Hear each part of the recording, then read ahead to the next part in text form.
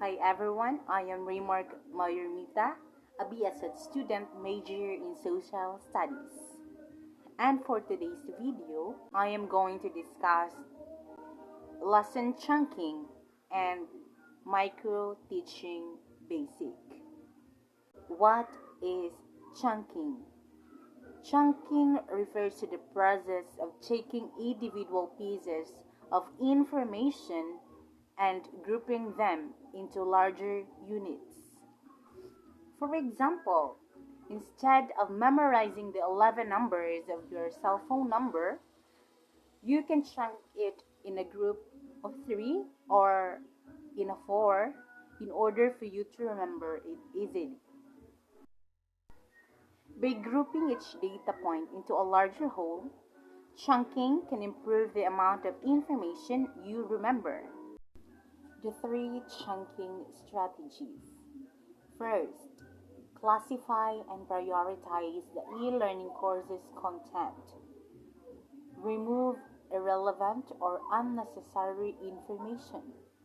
So in this first strategy, removing irrelevant or unnecessary information is being performed. Number 2, efficiently group your e-learning courses content. Separate your e-learning courses content in modules and then divide them into sections. In this second strategy, we are performing the dividing of content of your online courses into modules and then into sections. The third and last chunking strategy.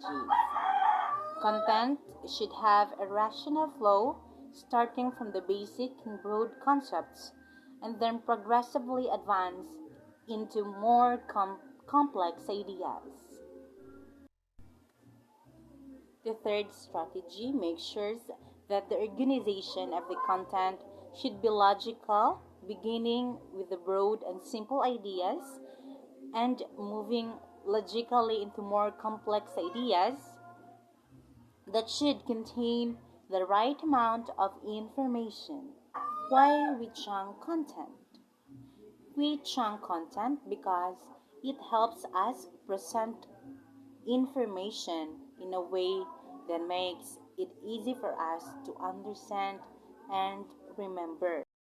Micro-teaching basic. What is micro-teaching? Micro-teaching is a technique aiming to prepare teacher candidates to the real classroom settings.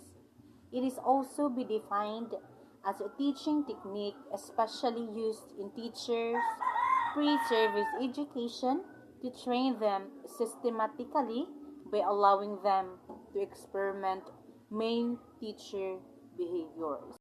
The components of micro-teaching are as follows. First, a teacher. Second, the pupils, usually 4 or 5. A brief lesson, the objectives of the specific micro-teaching occasion. And lastly, feedback by the supervisor or by using audio tape recordings, video recordings, and closed-circuit television. The 6 steps of micro-teaching cycle. First, plan. In order to do this, the topic or related material must be chosen in a way that makes it simple and convenient to apply the basic teaching skill being practiced. Teach. In this step, the teacher candidate tries to apply the elements of teaching skills in scenarios that are appropriate and arise during the teaching learning process in accordance with his or her activity planning. And he or she should have the courage and confidence to handle the situation arising in the class effectively. Is the feedback. This term refers in giving feedback to the teacher candidate regarding to his or her performance. It includes the points of his or her strength and weaknesses that is related to its performance. Feedback can also help the teacher candidate to improve upon his or her performance in the desired direction. Replan. At this point, the teacher candidate replans his lesson, combining the points of strength and eliminating the weak ones that were not effectively handled during teaching in the previous attempt. Reteach. In this portion, if the topic you are going to discuss is the same, you must teach it to a different group of pupils to keep the students from becoming monotonous or bored. With the renewed courage and confidence of the teacher trainee, he or she can teach the class better than the previous attempt. The sixth and the last steps of micro-teaching cycle is re-feedback.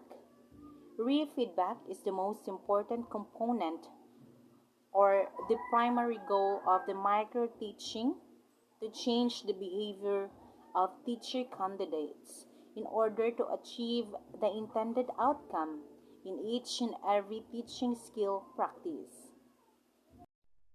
And that's all for today's video. Thank you for listening. Bye.